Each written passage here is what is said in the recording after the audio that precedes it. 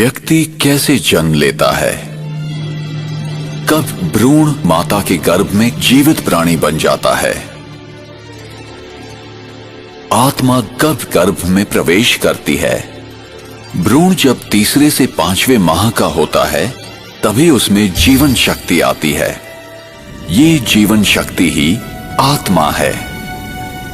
आत्मा को ही प्राण कहते हैं। आत्मा ही प्राण ऊर्जा है। आत्मा में संचित विशेषताओं और अनुभूतियों के आधार पर शरीर के डीएनए तथा विभिन्न अंगों का निर्माण होता है।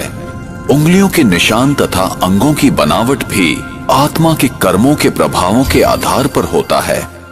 दूसरे शब्दों में, मैं आत्मा ही अपने शरीर की बनावट का निर्धारण अपने विचारों, मनस्थिति और कर्मों के द्वारा करती हूं।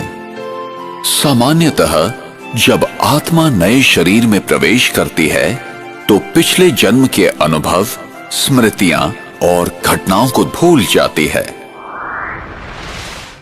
कुछ उदाहरण ऐसे हैं जबकि व्यक्ति अपने पूर्व जन्म की कहानियां सुनाते हैं जिन्हें जांच के बाद सत्य पाया गया है।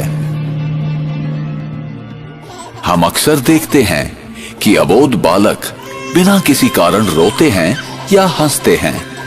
पूर्व जन्म की स्मृतियां ही इसका कारण होती हैं। इसकी दूसरी ओर मृत्यु क्या है?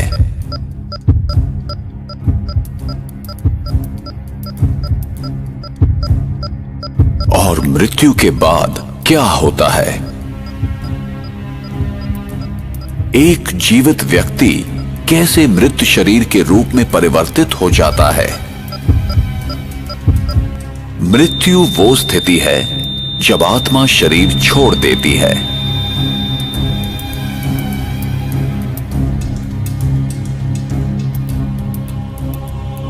और आत्मा जब शरीर छोड़ती है तो वो शरीर जो खून, हड्डी, मांस से बना हुआ आत्मा का वस्त्र है, एक पुतला मात्र रह जाता है जो प्रकृति के पंच तत्वों में विलीन हो जाता है।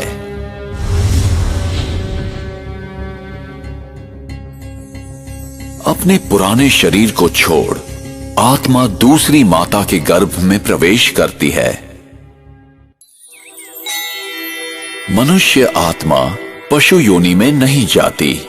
जैसे सेब के बीज से कभी संतरे का वृक्ष नहीं निकलता, वैसे ही मनुष्य आत्मा सदैव मनुष्य शरीर ही धारण करती है। आत्मा जब भी किसी नए शरीर को धारण करती है तो वो अपने नए मित्र, संबंधी और अपनी एक नई पहचान बनाती है। जैसे कोई नाटक में कलाकार अपने अनुरूप वस्त्र पहनकर एक निर्धारित समय में अपना अभिनय करता है, ठीक उसी प्रकार इस विश्व रंगमंच पर आत्मा भी एक कलाकार की तरह अपने निर्धारित समय पर अभिनय करती है। और जब शरीर अधिक उम्र, बीमारी या किसी घातक चोट के कारण बेकार हो जाता है, तब आत्मा शरीर को त्याग देती है और जन्म उपरांत जन्म लेती जाती है। इसी प्रकार जीवन एवं मृत्यु का ये अविनाशी चक्र इस संसार में चलता रहता है। विश्व नाटक अथवा विश्व इतिहास और कुछ नहीं बल्कि सभी आत्माओं का एकत्रित खेल है। आत्मा परम धाम में तब तक इंतजार करती है